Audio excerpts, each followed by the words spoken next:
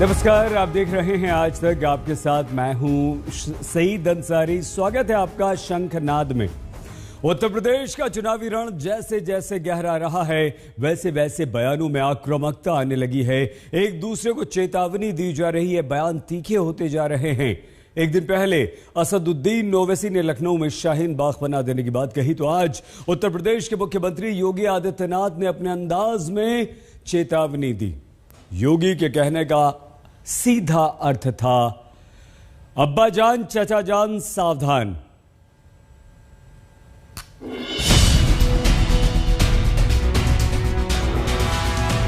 हम मुतालबा करते हैं कि सीधे वाले कानून को भी वापस लिया जाए। आज यहाँ पर मैं चेतावनी दूंगा, सिटीजनशिप अमेंडमेंट एक्ट के नाम पर फिर से भावनाओं को भड़काने का कार्य कर रहा है। एनपीआर और एनआरसी का कानून बनाएंगे तो हम दोबारा रोड पे निकलेंगे, यहीं पर भी शाहीन बाग बनेगा इंशाअल्लाह। माहौल खराब करोगे तो फिर शक्ति के साथ सरकार निपटना भी जानती है। ये अपने आप में वोट पाने का अद्भुत समीकरण है कि जैसे ही चुनाव नजदीक आते हैं, नेताओं के बयानों में तल्खियां भर जाती हैं, बयान जहर बुझे हो जाते हैं, एक दूसरे को धमकियों और चेतावनी का सिलसिला शुरू हो जाता है। सियासत के न्यूनतम संस्कार भी हवा में उड़ा दिए जाते हैं। नेता एक दूसरे को धमकाते हैं। ऐसी ही एक धमकी एक दिन पहले असदुद्दीन ओवैसी ने दी थी, लखनऊ को दूसरा शाहीन बाग बना देने की। सीधे वाले कानून को भी वापस लिया जाए। हमसे मीडिया वाले पूछ रहे हैं कि अगर नहीं करे तो क्या करेंगे। अगर एनपीआर और एनआरसी का कानून बनाएंगे तो हम दोबारा रोड पे निकलेंगे, यहीं पर भी शाहीन बाग बनेगा इंशाअल्लाह ताला। याद रखना। ओवैसी के इस ऐलान को बीजेपी ने हाथों हाथ लिया और ओवैसी को जवाब देने के लिए सामने खड़े हुए उत्तर प्रदेश के मुख्यमंत्री योगी आदित्यनाथ। चेतावनी भरा लहजा था, ओवैसी के खिलाफ गुस्सा गहरा था। यहाँ पर मैं चेतावनी दूंगा उस व्यक्ति को जो यहाँ पर सिटीजनशिप अमेंडमेंट एक्ट के नाम पर फिर से भावनाओं को भड़काने का कार्य कर रहा है।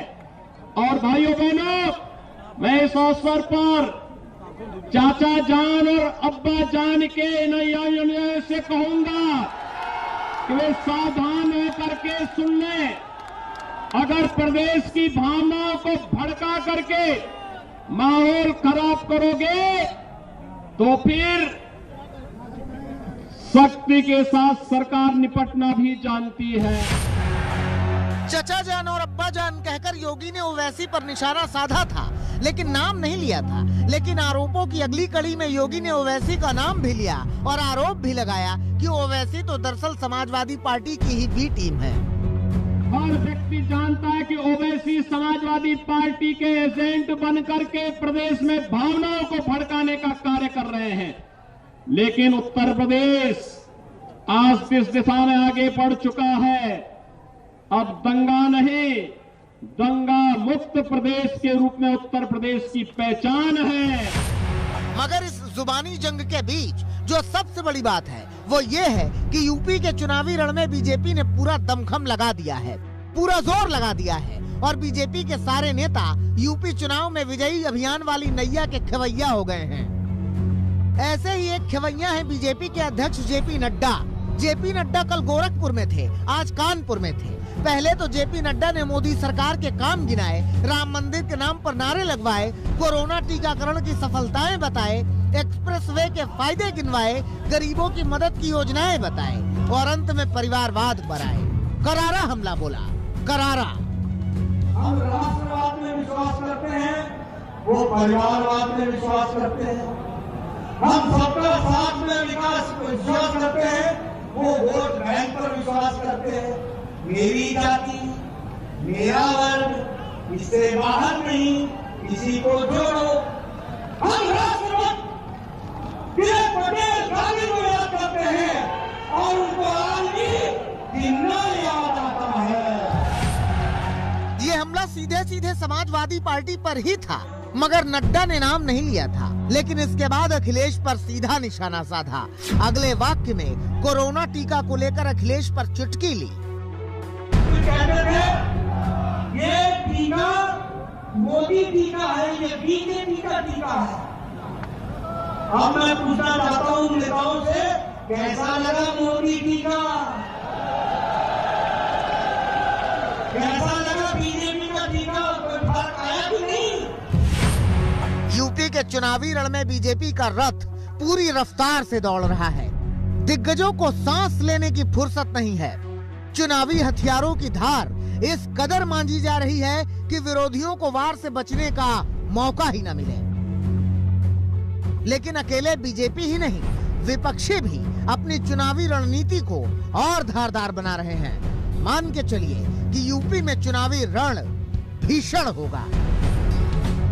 लखनऊ से अभिषेक मिश्रा के साथ रंजय सिंह, कानपुर, आज तक।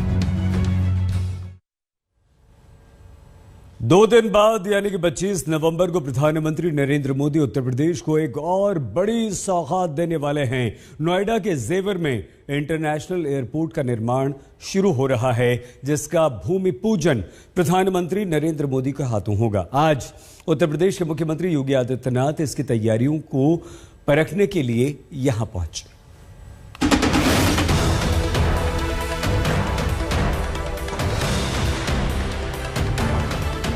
ये तैयारी है उस सियासी श्रृंगार की जिसके जरिए यूपी की योगी सरकार और केंद्र की मोदी सरकार अपनी चुनावी सूरत को चमकाना और दमकाना चाहते हैं।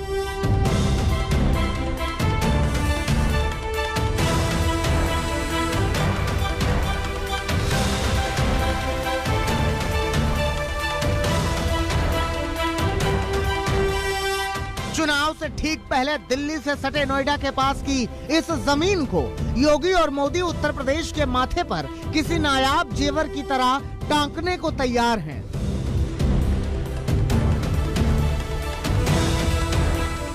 जी हां, यहां बनना है यूपी का नया इंटरनेशनल एयरपोर्ट, जिसका शिलान्यास 25 नवंबर को पीएम मोदी के हाथों होना है। और आज इसे देखने के लिए मुख्यमंत्री योगी आदित्यनाथ पहुंचे हैं। पूर्वांचल एक्सप्रेसवे के उद्घाटन के बाद अब एक और मेगा इवेंट के लिए प्रधानमंत्री नरेंद्र मोदी तैयार है। 25 नवंबर को होने वाले इस मेगा इवेंट की भव्य तैयारियों की तस्वीरें हम आप तक पहुंचा देते हैं। मेरे ठीक पीछे आप वो मंच देख सकते हैं जहां पर प्रधानमंत्री नरेंद्र मोदी मौजूद रहेंगे। शिला पट्टी का उद्घाटन किया जाएगा और उसके साथ ही प्रक्रिया शुरू हो जाएगी जेवर एयरपोर्ट को बनाने की, यानी कि 2024 तक इसका निर्माण पूरा किया जाना है। इधर हम आपको दिखा देते हैं कितनी बड़ी संख्या में यहाँ पर कुर्सियां लगाई गई हैं। इस वक्त भी तैयारियां चल रही हैं और 25 नवंबर को जब प्रधानमंत्री यहाँ मौजूद रहेंगे उसके लिए अभी से तमाम तैयारियों का जायजा लेने स्वयं मुख्यमंत्री योगी आदित्यनाथ भी पहुंचे हैं। डॉग स्क्वाड आ चुका है, सुरक्षा के लिहाज से भी सभी पुख्ता तैयारियां कर ली गई हैं। लेकिन आप ये समझिए कि चुनावी परिप्रेक्ष्य से ये इवेंट कितना अहम रहने वाला है। सिर्फ पश्चिमी उत्तर प्रदेश ही नहीं बल्कि पूरे देश के विकास के लिए इसे एक अहम केंद्र माना जाएगा। प्रधानमंत्री के हर आयोजन की तरह जेवर एयरपोर्ट का कार्यक्रम भी बेमिसाल रहे, इसके लिए मुख्यमंत्री योगी आदित्यनाथ बेहद फिक्रमंद रहे हैं। आज इसका मुआयना करने के लिए योगी पहुंचे तो उन्होंने इसे सरकार की उपलब्धि बताई। पूरा एयरपोर्ट नोएडा इंटरनेशनल एयरपोर्ट के निर्माण के साथ इसमें लगभग 34 से लेकर 35 हजार करोड़ रुपए का निवेश अकेले इस एयरपोर्ट पर होगा और 1 लाख से अधिक लोगों को नौकरी और रोजगार यहाँ पर उपलब्ध होंगे। इसके साथ ढेर सारी अन्य संभावनाएं यहाँ पर बनेंगी। जेवर एयरपोर्ट से उड़ान शुरू होने में अभी 2024 तक का इंतजार है, लेकिन इसकी हवाई पट्टी से योगी और मोदी 2022 में ही यूपी का सियासी आकाश छू लेना चाहते हैं। तैयारी भी पूरी है। कार्यक्रम कितना विशाल होगा ये टेंट उसकी गवाही दे रहा है। बीजेपी का दावा है कि 25 नवंबर को जेवर में होने वाली ये रैली पश्चिमी यूपी की अब तक की सबसे बड़ी रैली होगी। शिलान्यास के मौके पर करीब 3 लाख लोग यहाँ पहुँचेंगे और एयरपोर्ट के जरिए योगी मोदी से यूपी की डबल इंजन वाली विकास की गाथा सुनेंगे। 12.5 लाख स्क्वायर फीट का करीबी कवर्ड पंडाल है। अच्छा। जिसमें पीएम का लॉन्च अलग है, सीएम का लॉन्च है, एग्जीबिशन गैलरी है पीछे और हेलीपैड बनने हैं सबके अलग अलग। और इस तरह से और करीब 3 लाख पब्लिक की बैठने की कैपेसिटी का बाहर ओपन एरिया है। जेवर एयरपोर्ट यूपी का 5वां इंटरनेशनल एयरपोर्ट होगा। इसे करीब 5000 हेक्टेयर में बनाया जाएगा। पहले चरण में 1339 हेक्टेयर जमीन का अधिग्रहण किया गया है। एयरपोर्ट में 6 रनवे होंगे। इसकी लागत 29,500 करोड़ रुपए आएगी, जबकि यहां से सालाना करीब 1.25 करोड़ यात्रियों की आवाजाही होगी। 25 नवंबर को होने वाले शिलान्यास के बाद पहले दौर के निर्माण में 36 महीने लगेंगे।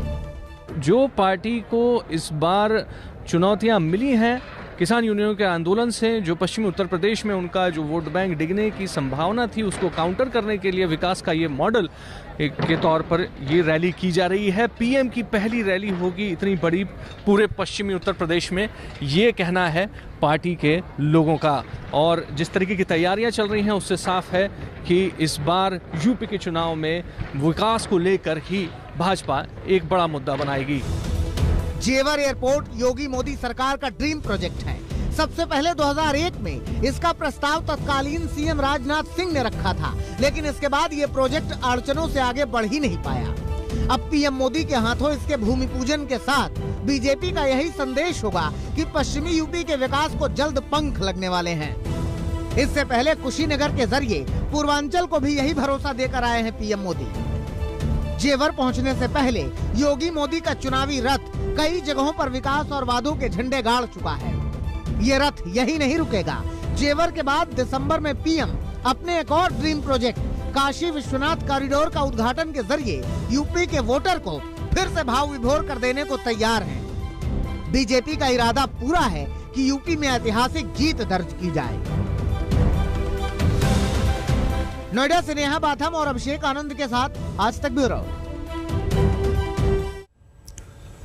यूपी की राजनीतिक में चुनावी बुखार चढ़ चुका है। एक तरफ बीजेपी फुल एक्शन में है तो वहीं समाजवादी पार्टी नए समीकरण की तलाश में है।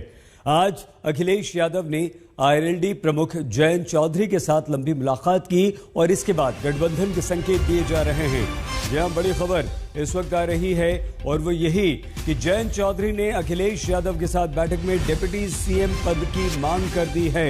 और खबर ये भी आ रही है कि समाजवादी पार्टी के आधे दर्जन नेता आरएलडी की तरफ से चुनाव लड़ सकते हैं। कल एक और राउंड की बातचीत हो सकती है जिसमें गठबंधन पर अंतिम मोहर भी लग सकती है। तो लखनऊ में इस मुलाकात के बाद जयंत चौधरी दिल्ली वापस लौट आए हैं।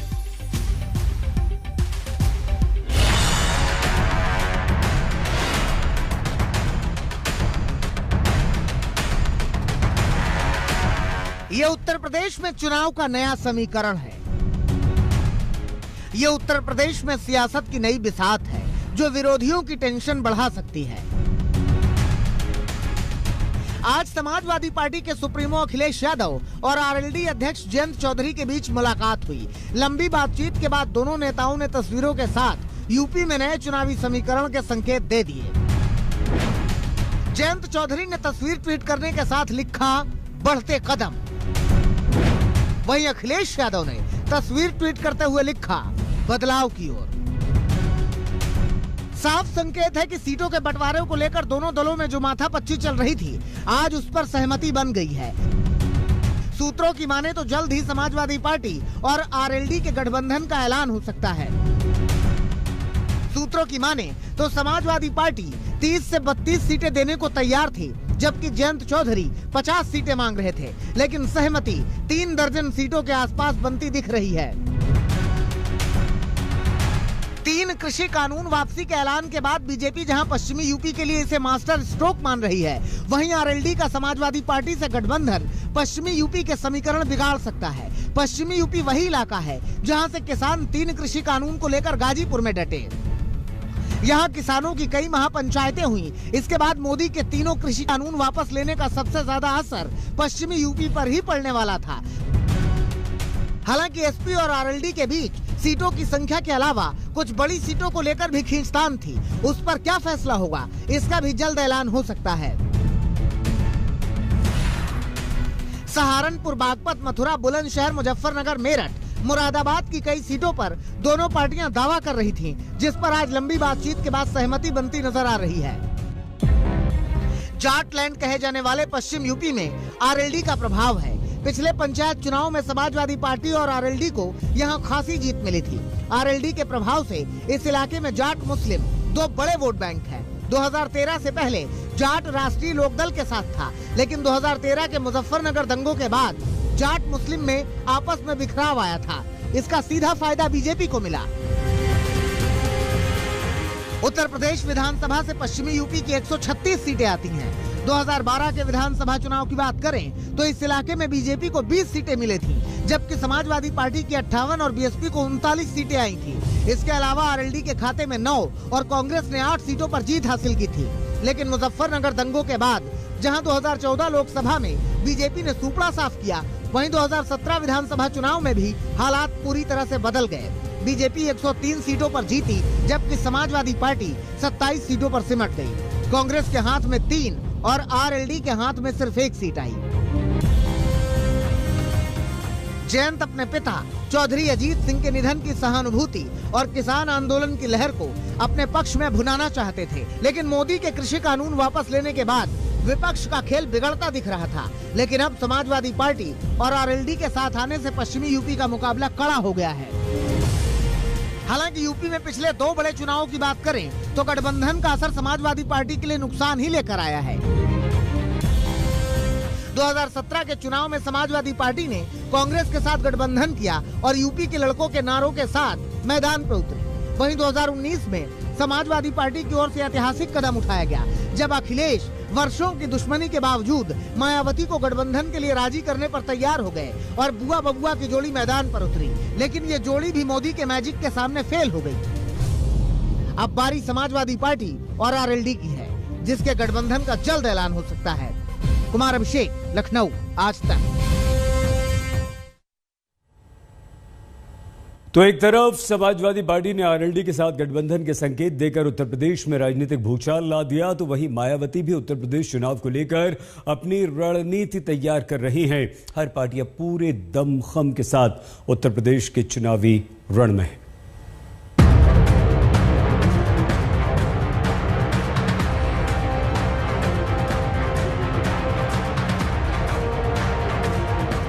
यूपी में चुनावी बिसात सज चुकी है।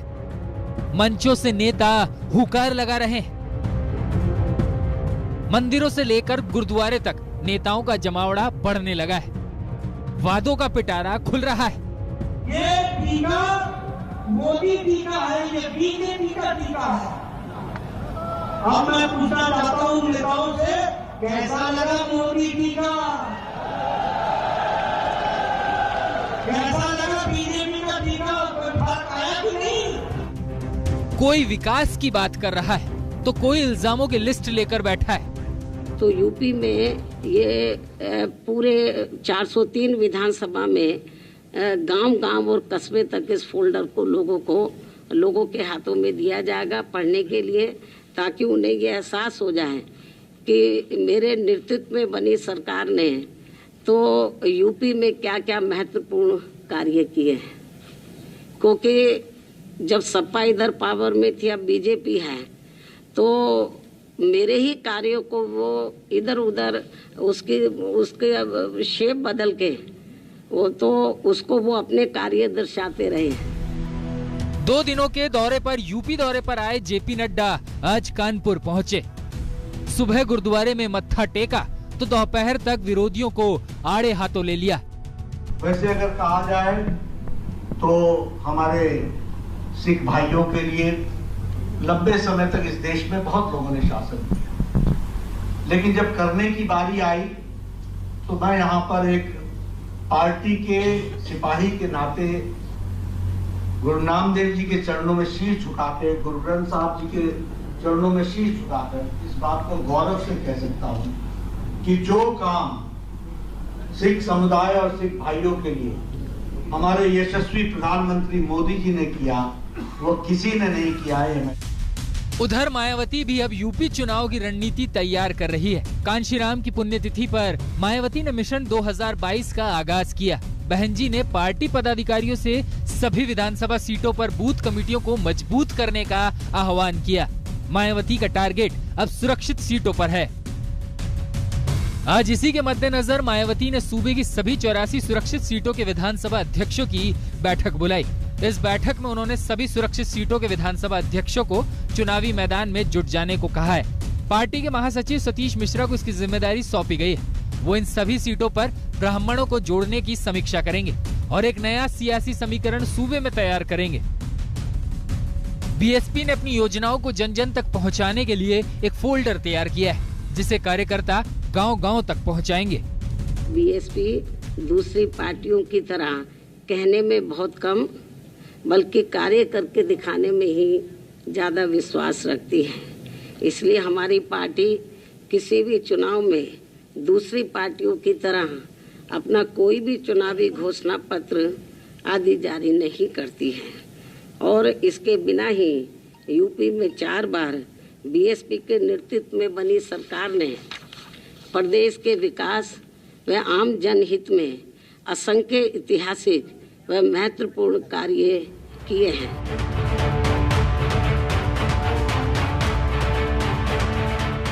यूपी में चुनावी बुखार चढ़ने लगा है। हर किसी की नजर अपने अपने वोट बैंक पर है। इसी के लिहाज से रणनीति तैयार की जा रही है, वादे किए जा रहे हैं। आज तक ब्यूरो।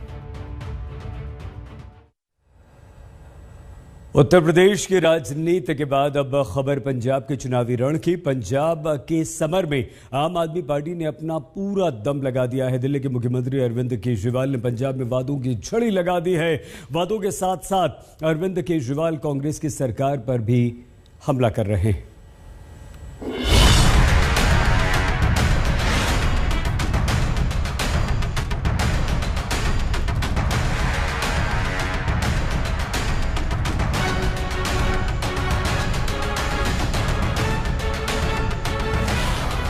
वैसे ही वादों की झड़ी, वैसे ही मुद्दे। पहले बिजली पानी, फिर महिलाओं को सीधे अकाउंट में पैसा और फिर रिक्शे ऑटो वाले और अब शिक्षक। अरविंद केजरीवाल ने पंजाब के शिक्षकों से इस बार बड़ा वादा किया है। उन्होंने ऐलान किया है कि अगर आम आदमी पार्टी सरकार में आई तो शिक्षकों के साथ मिलकर स्कूल और शिक्षा व्यवस्था सुधारेंगे। कच्चे शिक्षक और ठेके पर काम कर रहे शिक्षकों को पक्का किया जाएगा। शिक्षकों की ट्रांसफर पॉलिसी बेहतर की जाएगी। शिक्षकों को सिर्फ पढ़ाने का काम दिया जाएगा। शिक्षकों के खाली पद भरे जाएंगे। शिक्षकों को प्रशिक्षण के लिए विदेश भेजा जाएगा। शिक्षकों को टाइम से प्रमोशन दिया जाएगा। सभी टीचर्स और उनके परिवार को कैशलेस मेडिकल व्यवस्था दी जाएगी। ये 8 वादे अरविंद केजरीवाल ने कर दिए। बहुत छोटा सा ब्रेक, आप देखते रहिए आज तक।